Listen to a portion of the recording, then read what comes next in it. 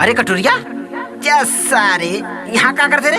चल चल चल सारे आज 20-20 रुपया के लीडो हो सर और ना खेला तो बहुत मार मारा बाज तो के लीडो लौका था चाचा मार गई ना सरऊ। कौन चाचा रे?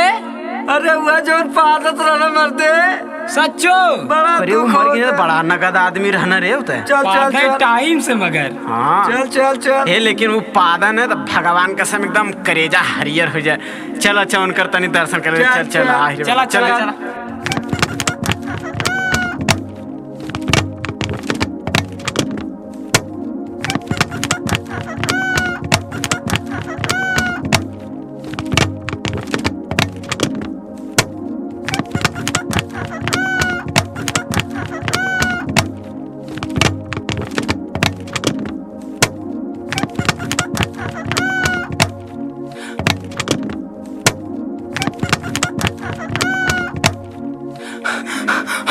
अरे अरे मैया अरे अरे चाचा अरे चाचा चाचा अरे पानी क्या पाला चाचा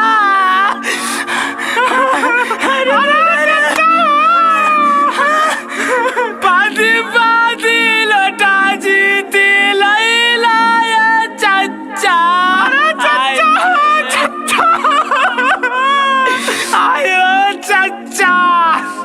अब तार याद कैसे जाइए चाचा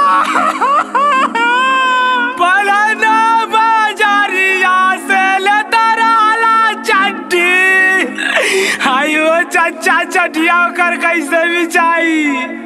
अरे चाचा अरे हमके याद बाटे अरे चाचा चाचा पानी पानी बिस्तरवा के छेद कर रहना चाचा। अरे चाचा चाचा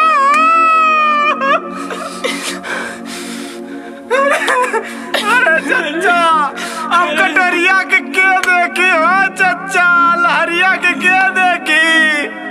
अरे चाचा चाचा अरे अरे अरे कैसे का भले रे कैसे भैया को सुना बतावत है सुनाओ। गाँव जवार टोला घर सुन कर गए पुरदे निपाद के फलाने आज मर गए।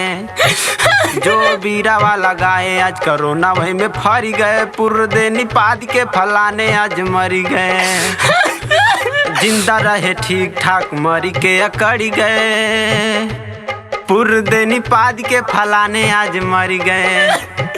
अरे जिंदा रहे ठीक ठाक मर के अकड़ गए पुरदे निपाद के फलाने आज मर गए। अरे चल सारी कार हुआ तो सारा उम्र तो गई बे कहीं ना चुनौतिया देख सारी चड्डिया में रख ले दी बना पहले एक बीरा खा ले लाड़े से मर गई ना दे दे दे दे दे निकाले निकाले चड्डी निकाले निकाले चड्डिया देख देख देख चाची ने देखा थी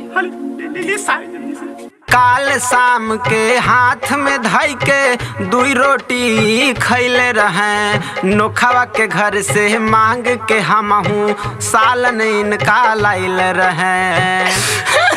अरे काल शाम के हाथ में धाई के दुई रोटी खैले रहे नोखावा के घर से मांग के हमहू सालन इनका लाइल रहे।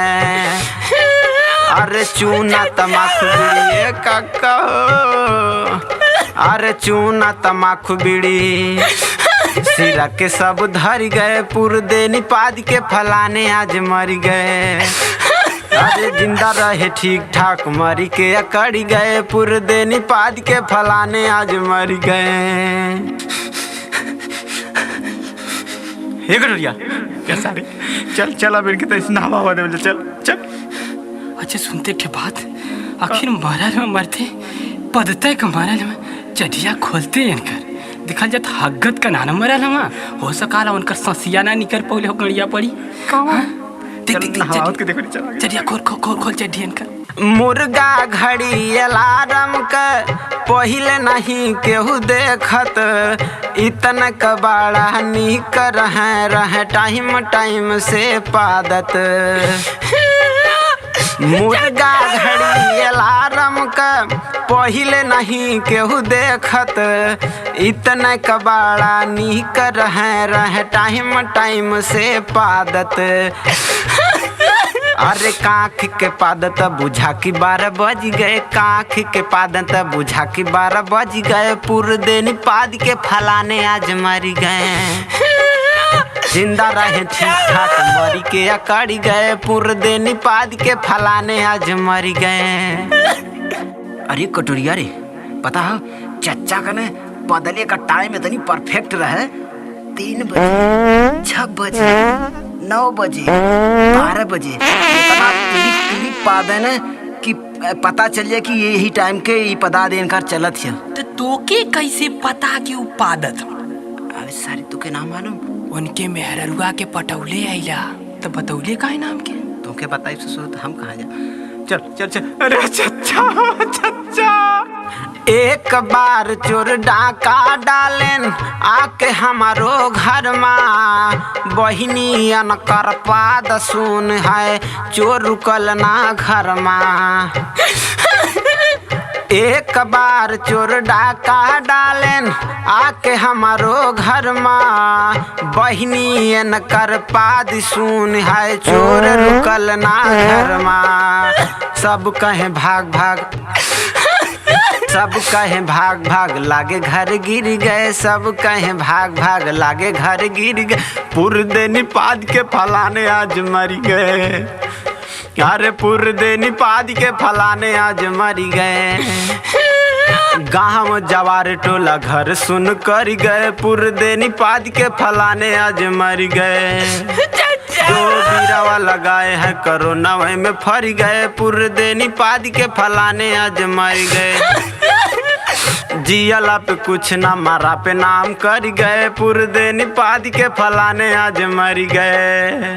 बड़ी कटोरिया तुके मालूम ना दादा एठे पदली के ऊपर खिस्सा बरौले, तुके मालूम ना? ना पता हमके, बताइबे न कहीं ना कब सुनाओ। अब हम बताओ दिला। दादा के दादा, दादा दुनी पादा, दादा तिया तिड़ी के पादा, दादा चौक के चढ़ के पादा, दादा पचे पचक के पादा, दादा छक्का छटक के पादा, दादा सत्ते सूत के पादा, दादा अठे उठ के पादा, दादा नवा निहुर के पादा, दादा दहा में दौड़ के पादा। बहुत दौड़त रहने, बहुत पादत रहने। रिकॉर्ड खड़ा। लेकिन एक बात तो पक्का है कि इनके महीन मनई न दुनिया में हुए न कबो हुई है। चल अच्छा अब चल जा घरे। चल भाई।